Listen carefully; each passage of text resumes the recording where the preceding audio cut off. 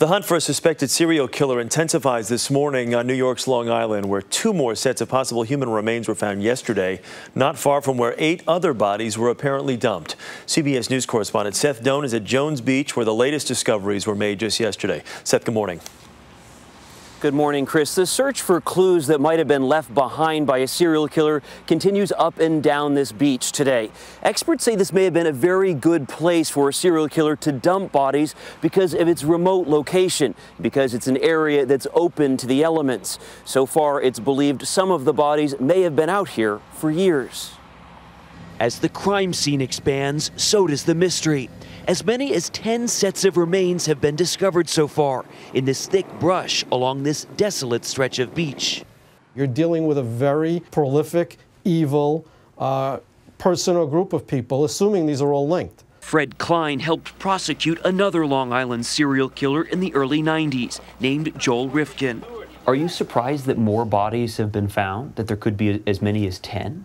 Well, once we got past the initial 4, and now you have another cluster of 4, nothing's going to shock me. Klein is surprised by how close together the bodies have been found, within just a few miles of each other.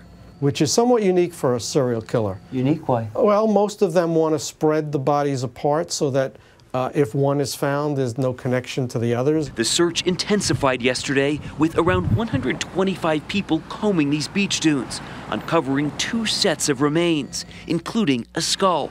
It's not yet clear if the bones are from 2 separate victims. I just know that he's a very sick individual and he needs to be caught as soon as possible. For Lynn Barthélemy, this search is personal. Her daughter Melissa is one of the 4 victims discovered last December.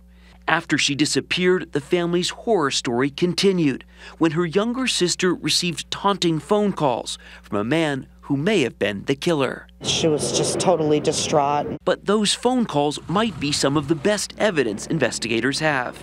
It's definite that the police have very good leads. It's very unusual to find a burial site like this with multiple victims. So just from that alone, they've got leads.